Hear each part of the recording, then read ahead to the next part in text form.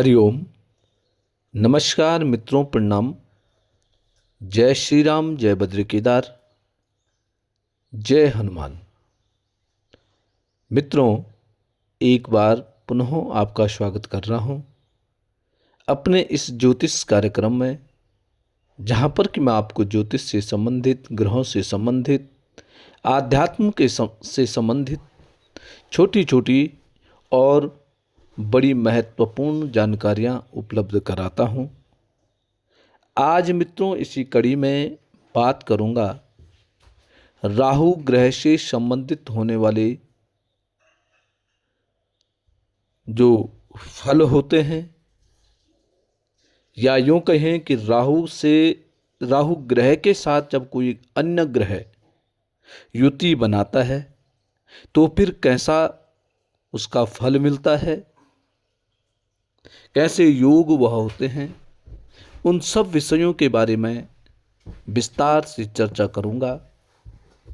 तो वीडियो प्रारंभ करूं, कार्यक्रम प्रारंभ करूं इससे पहले आपसे आग्रह है, यदि आपने अभी तक चैनल को सब्सक्राइब नहीं किया है तो चैनल को सब्सक्राइब जरूर करें, वीडियो को अंत तक देखें, और यदि आपको ठीक लगती है, आपकी समझ में आती है, तो वीडियो को शेयर भी जरूर करें, या अन्य जो ज्योतिष प्रेमी होते हैं उन तक यह वीडियो पहुंचाने के लिए वीडियो को शेयर करें।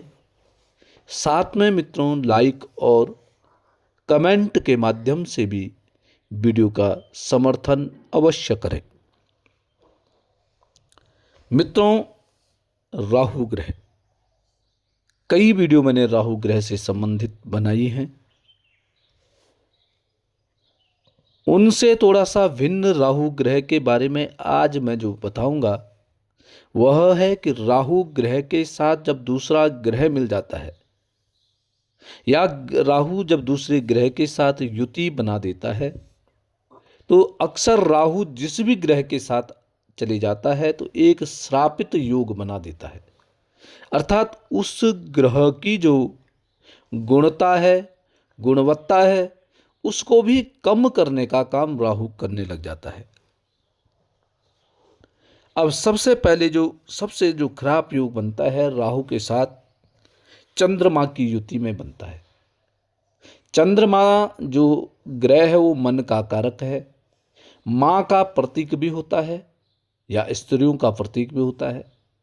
जब राहु चंद्रमा के साथ बैठ जाता है तो ये एक ग्रहण योग कहते हैं, या इसको कहेंगे मातृ श्राप योग भी कहते हैं इसको। इससे क्या होता है, ऐसा व्यक्ति अपने ही मन के प्रति संकोच उत्पन्न ऐसे व्यक्ति का हो जाता है। अर्थात ऐसे व्यक्ति के मन में जिस भी प्रकार की योजनाएं आएंगी, जिस भी प्रकार के विचार आएंगे, उसी विचार को देख करके ऐसा व्यक्ति भ्रम में चले जाता है। अर्थात अपने मन पर भी ऐसे व्यक्ति का विश्वास नहीं हो पाता है। मातृ का कारक है, मां का कारक चंद्रमा है, तो ऐसा व्यक्ति अपने मां का भी समर्थन प्राप्त ऐसा व्यक्ति नहीं कर पाता है। मां के प्रति भी ऐसे व्यक्ति की बहुत अच्छी भूमिका नहीं हो पाती है।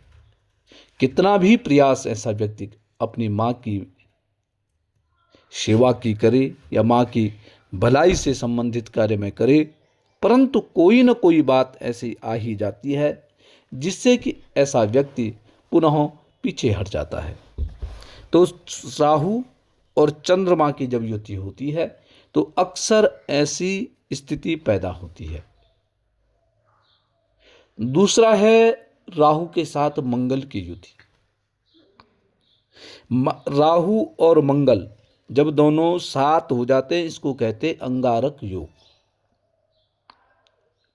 परंतु इसके अलावा एक और योग इसका बन जाता है, इसको कहते हैं भ्रातृ श्राप योग। अक्सर आप देखेंगे राहु और मंगल एक साथ किसी जन्म कुंडली में विराजमान है, तो ऐसे व्यक्ति की अपने भाई के साथ सामंजस्य ठीक नहीं बैठ पाता है। ऐसा व्यक्ति अपने भाई के साथ उठना बैठना या जमीन जायदाद से लेकर के कोई ना कोई तकलीफ पैदा होती रहती है। तो ये राहु और मंगल की कारण होता है जब ये दोनों की युति बन जाती है। कभी कभी भाई के लेकर के अनाप शनाप बोलना, भाई के प्रति मन में गलत विचार पैदा होना, भाई के प्रति गलत सोच मन में पैदा होना, यह राहु और मंगल की युति कराता है।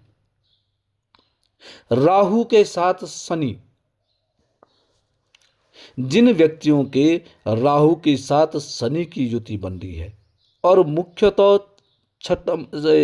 षष्ठम भाव में, छठवें भाव में राहु और शनि की जब युति बन जाती है तो ऐसे व्यक्ति के जीवन में ये भूत प्रेत इस प्रकार की बाधाएं उत्पन्न होने लग जाती हैं। ऐसे व्यक्ति के जीवन में तरक्की में बाधा उत्पन्न होती है। किसी की नज़र लगना, किसी के द्वारा आपकी टांग खिंचाई करना, ऐसे व्यक्ति भयभीत होना, डरना, देवी देवताओं का श्राप, इस प्रकार की भावना पैदा कर देता है राहु और शनि की युति। जिन जातकों की कुंडली में यह योग होता है ऐसे व्यक्ति के जीवन में कई प्रकार की विघ्न बाधाएं उत्पन्न होने लग जाती हैं। ऐसा व्यक्ति इन्हीं चीज़ों में ज़्यादा उलझा हुआ रहता है और आगे की तरक्की ऐसा व्यक्ति की अक्सर रुक जाती है। राहु के साथ सूर्य की युति, राहु के साथ सूर्य की युति भी एक श्रापित योग होता है, उसको ग्रहण योग भी कहते हैं। परंतु राहु और सूर्य जब एक साथ जन्म कुंडली में विराजमान हो जाते हैं तो ऐसे व्यक्ति की थोड़ा अपने पिताजी से ठीक ढंग से नहीं पड़ती है, इनके विचार नहीं मिल पाते हैं। पिता और पुत्र के विचारों में थोड़ा सा गलत फहमियाँ उत्पन्न हो जाती हैं। ये दोनों साथ बहुत कम बैठते होंगे, ऐसी स्थिति होती है। और साथ साथ में क्या होता है, ऐसे व्यक्ति की कुंडली में पितृ दोष भी उत्पन्न होने लग जाता है। अक्सर राहु और सूर्य जब एक साथ बैठ जाते हैं, जो पितरों के द्वारा श्रापित ऐसा व्यक्ति का योग हो जाता है। ऐसे व्यक्ति के कार्यों में कठिनाइयाँ उत्पन्न हो जाती हैं, विघ्न बाधाएं उत्पन्न हो जाती हैं। जिन जातकों की कुंडली में यह योग है, राहु और सूर्य साथ में बैठे हुए हैं, ऐसे व्यक्ति को अमावस्या के दिन पितरों का पूजन करना चाहिए। और जो श्राद्ध आते हैं, कन्यागत जो श्राद्ध आते हैं, उसमें जरूर अपने पितरों का पूजन, पितृतर्पण इत्यादि करना चाहिए। ऐसे व्यक्ति के लिए यह भी सलाह है, जब भी आप भोजन करते हैं, खाना खाते हैं, तो सबसे पहले एक निवाला गाय के लिए अवश्य रखें। इससे आपके पितृ संतुष्ट होंगे। पितृ श्राप जो आपकी जन्म कुंडली में है उसमें थोड़ा सा आपको राहत महसूस हो सकती है। इसके अलावा है मित्रों, राहु के संग शुक्र की स्थिति। राहु और शुक्र जब एक साथ बैठ जाता है तो ऐसे व्यक्ति की जन्म कुंडली में स्त्री श्राप का योग हो जाता है और ऐसे व्यक्ति को धन प्राप्ति में भी विघ्न बाधाएं उत्पन्न होने लग जाती हैं। ऐसे व्यक्ति को विवाहित जीवन में भी परेशानियां उत्पन्न होने लग जाती है। ऐसे व्यक्ति के पास जितना धन आना चाहिए, जितना यह व्यक्ति मेहनत करता है, उतना धन इस व्यक्ति को प्राप्त नहीं हो पाता है। स्त्री से संबंधित परेशानियां भी ऐसे व्यक्ति को बार बार परेशानियों में डालने का काम कर देता है। तो मित्रों, वैवाहिक जीवन में भी परेशानियां उत्पन्न करने का काम यह शुक्र और राहु की युति करती है। साथ साथ में मित्रों, राहु और बृहस्पति की युति, राहु बृहस्पति की युति का जो योग बनता है उसको कहते हैं गुरु चांडाल योग। गुरु चांडाल योग। गुरु चांडाल योग क्या करता है? अपने से बड़ों के प्रति ऐसे व्यक्ति के मन में नफरत का भाव, ऐसा व्यक्ति अपने को ही ज्यादा ज्ञानी समझने लग जाता है। ऐसा व्यक्ति के मन में यह होता है कि मैं सबसे बड़ा ज्ञानी हूं। ऐसी बुद्धि भ्रमित हो जाती है ऐसी व्यक्ति की। यह किसी का आदर नहीं करता है, अपने से बड़ों का आदर नहीं करता है। और विशेष बात क्या हो जाती है कि ऐसा व्यक्ति जब किसी से झगड़ा करता है, ऐसे व्यक्ति की जो वाणी है बड़ी कठोर वाणी ऐसे व्यक्ति की हो जाती है। ऐसे ऐसे शब्दों का चयन करता है जो कि दूसरे के हृदय को छलनी करने का काम करता है। ऐसे शब्द बोलता है जो कि डायरेक्ट दूसरे के हृदय तक पहुंचता है और वो व्यक्ति ऐसे शब्दों को सहन नहीं कर पाता है। ऐसा व्यक्ति सोचने पे मजबूर हो जाता है। तो मित्रों, ये है राहु ग्रह का अन्य ग्रहों के साथ युति करने का फल। अब आपकी जन्म कुंडली में राहु जिस भी ग्रह के साथ विराजमान है,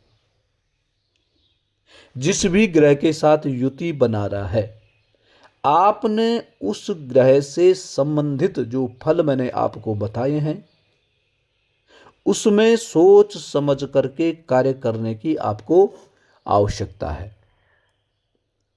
जैसे राहु चंद्रमा के साथ युति बना रहा है, तो इसमें क्या है कि आप अपनी मां से मिलते हो,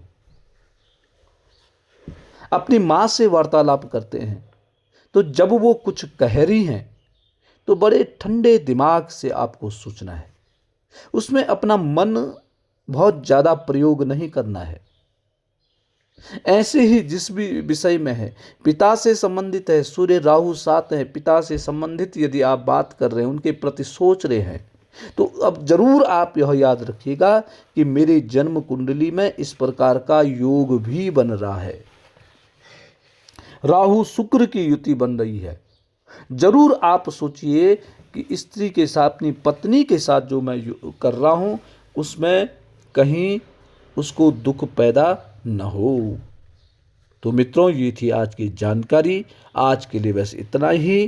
कल पुनः किसी नए विषय के साथ आपके सामने पुनः आऊँगा।